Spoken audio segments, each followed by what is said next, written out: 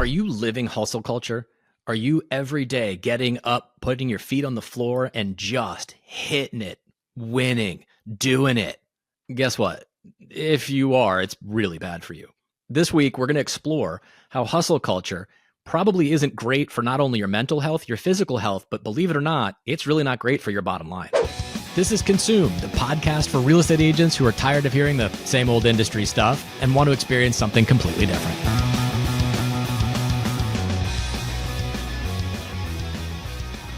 So I'm super excited today to talk about the hustle hangover mentality, specifically in regards to agent burnout in the real estate business, because I genuinely, honestly believe that one of the biggest reasons that agent burnout exists is because we collectively spend too much time feeling like we need to be all things to all people at all times. And whether it's our personal lives, the business life, I have got so many clients across the country that are constantly trying to be all things to all people at all times. So here's the biggest mistake that I see.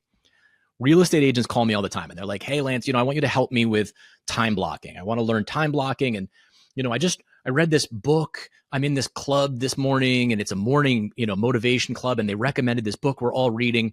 It's called The 12-Week Year. And so I want you to help me learn how to maximize my business in a 12-week year.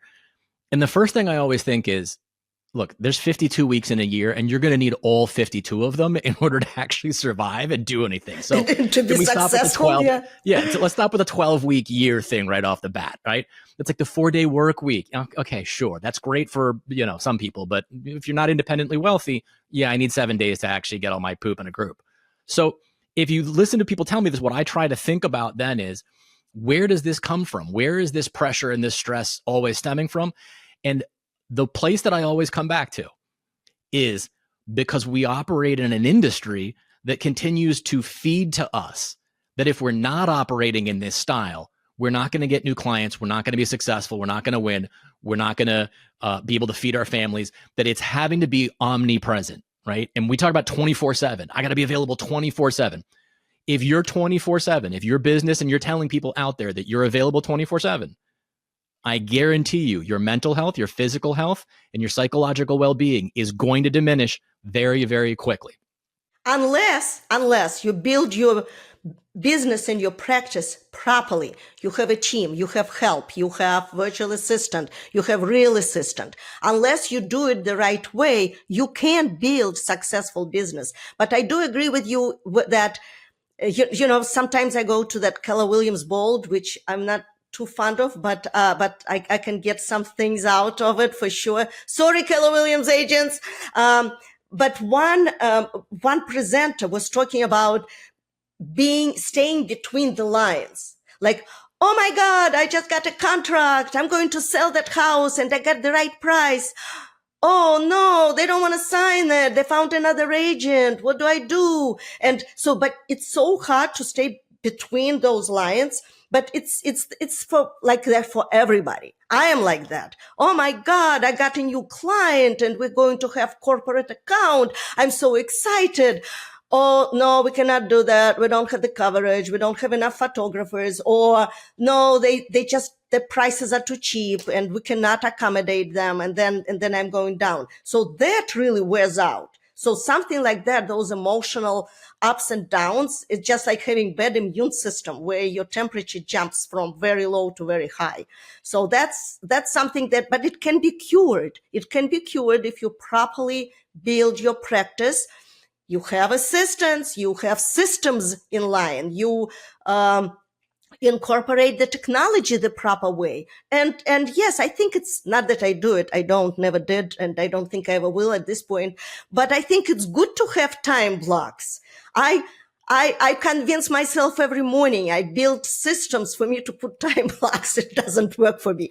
But if it doesn't work for me, other things work for me. So I have to work around what works for me. And I don't think there are enough books for me to read to change my personality at this point. You just hit the nail on the head for me, because I think you just proved my point right there. Because what I heard you just say was, well, I've always wanted to be good at time blocking. I've always wanted to do that. But based on who I am fundamentally, I'm already all over the place, scrambling from thing to thing to thing. Correct? Isn't that what you just said? Exactly. Okay. So if that's the case, I think you are like most of the agent population out there. And that's why when agents talk to me about this time blocking and all this, it's all bullshit. And here's why. Agents only operate in 2 periods of time. Ready? Now and not now. That's it. There's only 2 periods of time in an agent's life, now and not now. And if you're an agent and you're listening to the sound of my voice right now, I can promise you, you are really good at the now stuff. What you're not good at is the not now stuff. And you're not good at the not now stuff all the way up until the not now stuff becomes so urgent because you left it all in the not now that it becomes what? A now thing. And that's the entire way that you operate the business. And then it's one of the agents that I spoke to for quite a bit, and she became my friend. I really enjoy her company. I enjoy her spirit. I just enjoy spending time with her. And she's saying that we all have disease. What's next? Like, she's dreadful that she's going to close on that house today at 3 p.m. because she has nothing in a pipeline, and she's so scared and paranoid. What's next? I don't have anything in a pipeline. Oh my God, I have to rush. And she's putting that extra pressure on herself that really overwhelms her and probably makes her less productive because she cannot focus on what's next. All she's going through right now is that panic about nothing in a pipeline, and she's going to close today at 3, and she has nothing else to do on Tuesday afternoon, and she has no open houses, and she has no one to drive around because she has no buyers right now. What's next? So that is something that it's a struggle, and I wish you and I can help with what's next and figure out how agents can be healthy enough to focus on being productive in that way. First of all, just for all of our listeners, I want to be clear. I am disease free. I don't want to put that out there for anybody. That was one time in college. They gave me a cream for it. Everything is fine. So I just want to put that out there. But let's talk about this idea of where this feeling of, again, having the hustle hangover, the emotional downs comes from, and feeling burnout, because it is, in, again, my experience in talking to people, and since my background's in behavioral psychology and I talk to a lot of people about what sort of drives the motivating factors for them, very often the most common thing that I hear in conversations is that there is this constant loop of going until I crash, and then nothing. And then going until I crash, and then I'm doing nothing. And that's a major part of the problem. So I'll give you an example. I have a really, like, an amazing client that I adore her. She's fantastic. She is exceptional as an agent. One of the top 50 agents probably in the country. She's amazing. With that being said, I can tell her, hey, for this week, one of the things I want you to work on is I just want you to jot down and give her something really simple.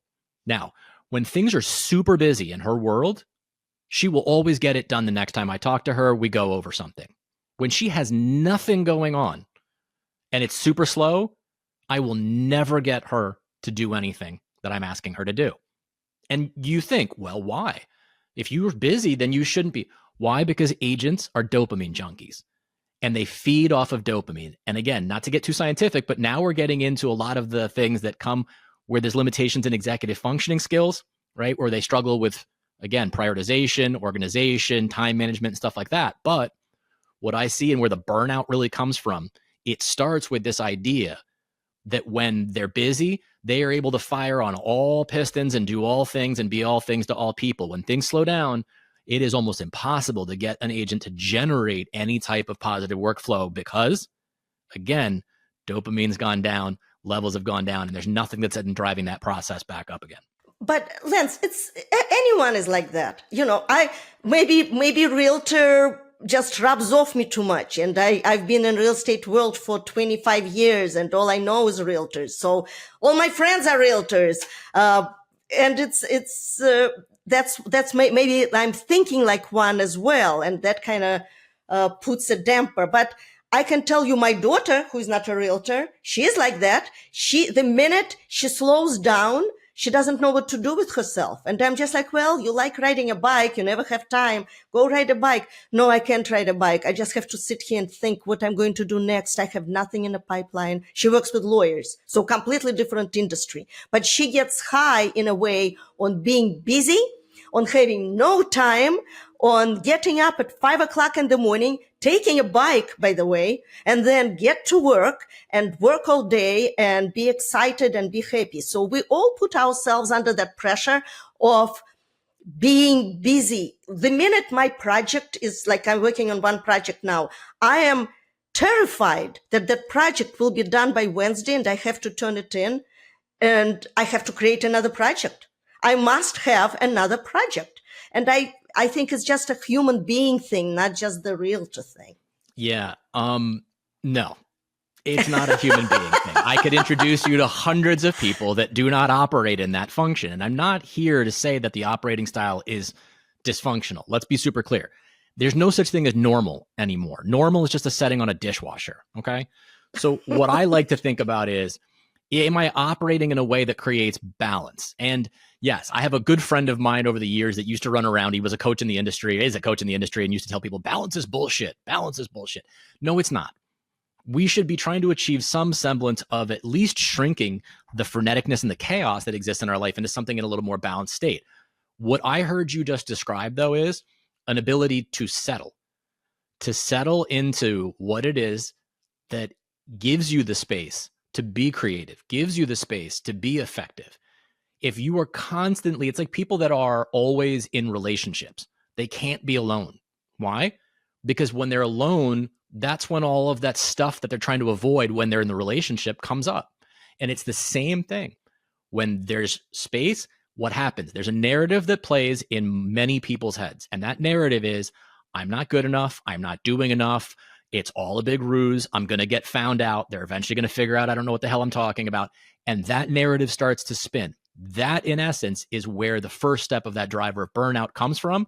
So that would be the challenge to anybody listening to today's show is, can I sit and be comfortable with doing small, simple things when there's not much going on? Well, I disagree because I feel confident enough. I'm actually, my ego trip is as big as Empire State Building, so I have no problem with that. But my point is that I like being busy. I really enjoy projects. I enjoy creating. If I don't have a project, I create one. And, and hopefully it's helpful. But I just wanted to mention one story. I interviewed James Dwiggins the other day, and he is the co-founder of Next Home, and he just created a really cool app. And he was talking about the same thing. He always wants to be busy. If the one project is over, before he even turns it in, he is already thinking, oh, what's next? I'm ready for the next one. And when I ask him, how do you balance you're traveling all over the country. You are at every single conference I am at, which means that I am at quite a few of them as well. You're always talking, and you fly all night, you work all day. You have a 3-year-old beautiful daughter who you adore. How do you balance? And his answer was, something has to sacrifice. Either I'm going to see her at 6 o'clock in the morning and have breakfast with her, and then I won't see her for another 24 hours. And I deprive myself sleep because I didn't sleep all night. So I went to bed at 4. I got up at 6 to spend time with my daughter. So I kind of sacrificed that. Or I sacrifice my app that I love and I invented and I'm so proud of, but I still have to invest more energy in it. And I still have to meet with more IT to create a better version of it. So I'm sacrificing something else. So there is no such thing as balance because something will always be sacrificed. And I really admired him for sharing how he feels about it. I love when you name drop important real estate people because it's so good. I was just yesterday talking to the CEO of X, Y, and Z, and I'm like, oh, great. I was talking to the checkout person at Walmart. And they Well, I'm had sorry. gout. And I'm like, We okay, can cool. remove it. But No, it's because fine. I just don't really talk to that many exciting and interesting people. I'm just out there talking to consumers all day long. But well, I talked to you, Lance, and we spent a I'm lot neither of time interesting together. nor exciting. That's You the are very problem. interesting and you are very exciting, and we challenge each other. Mostly you challenge mostly me, but that's okay. I enjoy it. That makes me think. It makes me think, and it makes me not to change my perspective and to change my views, but it help uh, either understand that yes, what I'm doing is correct, or understanding maybe I should review that. Maybe I'm not on the right path. So thank you, Lance. Would you rather be spending time with your grandchild or interviewing the top CEO in real estate?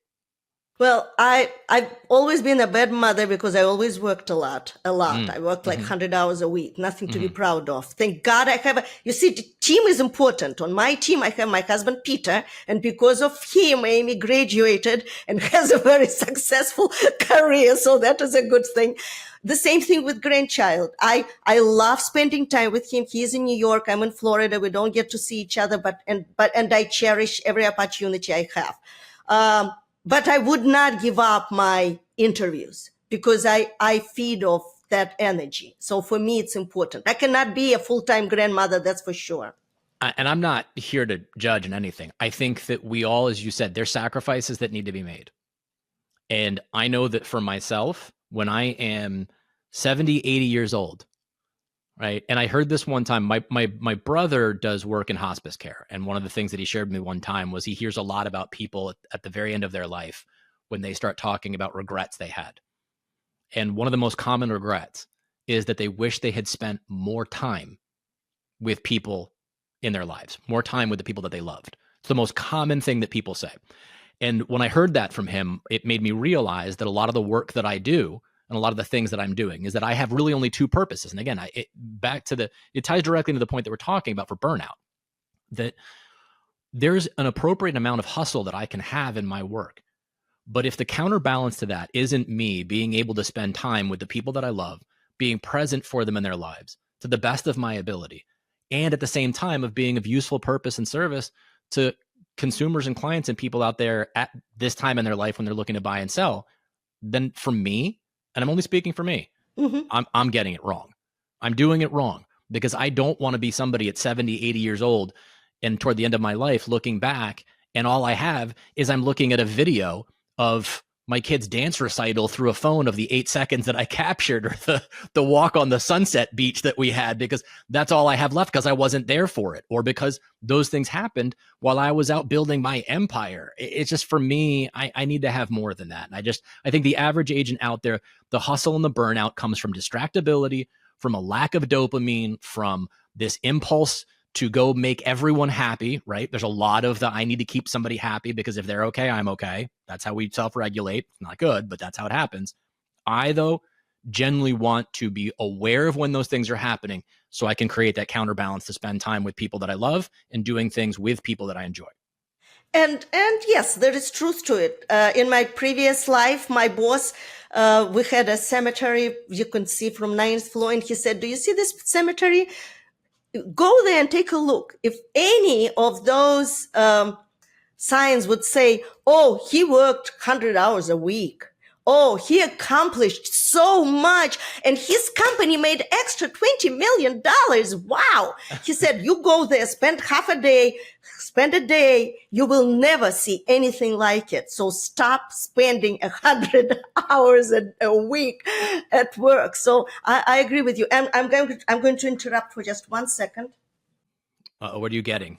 Are you going to get something you're going to throw at me because we're on video? You actually can't strike me? I don't know if you can publish this or not, but this is my daughter's book. That's the book that she gave me to read. Yes. That's like my favorite book, which is The Subtle Art of Not Giving a Fuck. But that's a great book. By the way, much more useful than the 12-hour work week or the 4-hour work day or Fire in the John or whatever other weird thing that people are reading now about, self-improvement. Well, I find my happiness in scuba diving. So 3 or 4 times a year, we go on short trips. And it did happen to me. We were in Mexico. I was on the phone with a client because I don't say no. I always pick up the phone, even on vacation. We were late to the boat. And the guy said, you are 5 minutes late. And if you think that your job is more important than mine, you are so wrong. And I felt that big. I thought, oh my God, he's right. It's expensive trip. It was a very expensive diving experience. So I'm sure he can afford it. And I'm sure he's doing something for living that is also very valuable. But he was on that boat on time and I was 5 minutes late. So I never, ever repeated that experience for sure. Well, I will close it with this, that I think that when I try to not get pulled into the waves too much, to not get sucked into the trying to be all things to all people at all times in the thing that happens with us in the industry, I'm reminded that there are people out there that are able to do amazing, miraculous things, right? There are single moms with 3 kids who hold 2 jobs who still find time to read to their kids at night, right? There are people out there who have severe limitations, physical limitations, that still are able to have meaningful, gainful employment in spite of those physical limitations.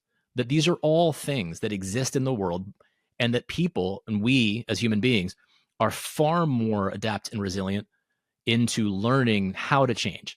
And that's why the topic for this and conversation of the hustle culture and all this stuff, I would reject the hustle culture. I would reject this notion that if I'm not out there hustling every day in the world of real estate and basically emulating the garbage you see on TV with, $1 million listing and selling sunset or whatever, BS thing there is right now, which none of that's real, that to me is the thing that if you can begin to reject that and allow other people to understand what actually is you do, my client was late to our call yesterday. Why? Because they decided to hide the key that she needed, and it was supposed to be underneath the dumpster that was by the house. They had put it in the dumpster. And so she literally had to go dumpster diving to go fish this key out, right? And I'm sitting there thinking like, damn, go you. Like, that is what you got to do to get this job done. But those are the parts that nobody sees. And that's the hustle culture, because I also know that after all of that, right, she still made it to her kid's soccer game. And she said, I smelled terrible when I was at that soccer game. But I knew that being there was more important than me going home and changing and getting ready for another listing that I had later on that I had to go prep for the next day, right? That's what matters, I think, more than anything else. So if we lose sight of that, that's problematic. And I agree with you, it's problematic, but it's easier said than done. Lance, it's so easy. For me, it's also very easy to say, I so want to spend more time with Alexander. My mom is 95 years old. God knows how many days, years, or months she has left. And I don't spend enough time with her. And, but I don't want to dwell on it either, because if I start dwelling, oh my God, I'm depriving my grandson, my mother misses me, I will also be miserable and I will get nowhere. And priorities are important, and I do my best to fit everything into my life. So what if you actually switched that up, though, and went forward with the idea that once a month you were going to spend 1 weekend a month with your grandson? He wouldn't be able to handle me. Are you kidding me? I cannot handle him. He has so much energy. You will bury me in probably a month. That kid. Hilarious. That's hilarious. Well, I think it was. I think that, again, for all the folks that are listening to us, it is. It is the old adage that it's a hustler's paradise. And I know many of us are, just a squirrel trying to get a nut. I understand that. But if you do find yourself feeling burnout, rather than thinking of the next big dopamine hit, the next thing that you're going to drive to push to go do, and the next great topic and idea, it's okay to spend time in that burnout. And it's okay to realize that you're not going to get stuck in it. And what can you do to spend more quality time with the people you care about most, in order to have a reason and understand the reason for why you got to move forward and go through that process. And on that note, I agree with you, and take a vacation and go diving. So how do we fix the problem of being overly engaged, overly stressed out, overly frenetic in the business? Well, there's 2 things. One is going to be the very first thing that agents are terrible at, and that is saying no. It's unheard of in this business, in this industry, that any agent would say no. So what do I commonly see? One of the key problems is we say yes to everything. Oh, there's going to be a sales meeting tomorrow where there's a guest speaker coming. Yes, I'll be there. Well, who's the speaker? You don't know if that's someone that, roasts goats for a living. Like, you have no clue what that is, right? But I'm going to say yes to it anyway. We've got to learn to say no. So the very first thing that I recommend is practice the art of saying no. Look at your calendar for the week and pick one thing that you committed to, that you said you were going to do, that you're not going to do. It could be personal, it could be business, doesn't matter. Practice saying no. I would say it is very important when you build your relationships with your clients that you pick and choose your clients as well. You don't just take everybody and anybody.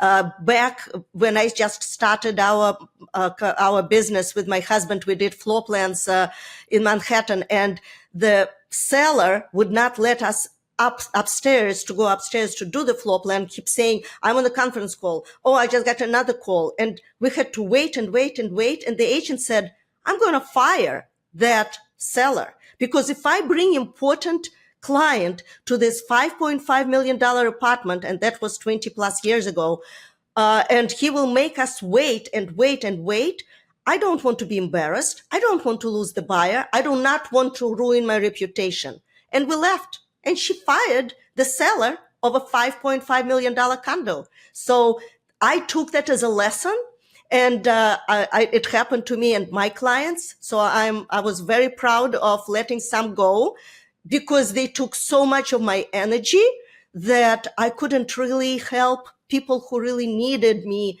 the most. That's and saying no is an essential part of what we do. Right? We're just not practiced at it and getting comfortable with it. Now, the second thing is that when we go about our business, our level of self-care in the industry is abysmal. We don't really focus and practice on self-care. Why? Because we're in this perpetual state of trying to be all things to all people at all times. So we're going to have a handout available for you. But here's what I want you to think about. There's a sheet that I use that I love. And there's 4 key areas of my life that I have to make sure that I'm being effective in.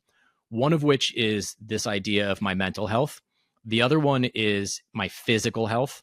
The other one is my intellectual health. What am I learning? And the last one is spirituality, in whatever form that comes for you. And with those 4 things, you need to have something with each one of those 4 things that you're doing either daily, weekly, or monthly. And what I can do is we're going to give you a sheet that you can use so that you can begin to practice having and identifying what those things are that you're doing. Because if you look at that and you realize, I don't have something that I'm doing daily, weekly, or monthly when it comes to my mental health, my physical health, my intellectual health, and my spiritual health, you have a major problem. And that needs to be resolved, and it needs to be fixed very, very quickly, because your business and your personal life is going to suffer tremendously if you are not taking care of yourself. And it's the old oxygen mask on a plane thing, right? They tell you to put yours on first, because guess what? If you're dead, you're no good to anybody else. So thank you so much for joining us. All of the information on this week's show is in the show notes, and please make sure that you give us a like, smash the follow button, or whatever it is the kids are doing these days.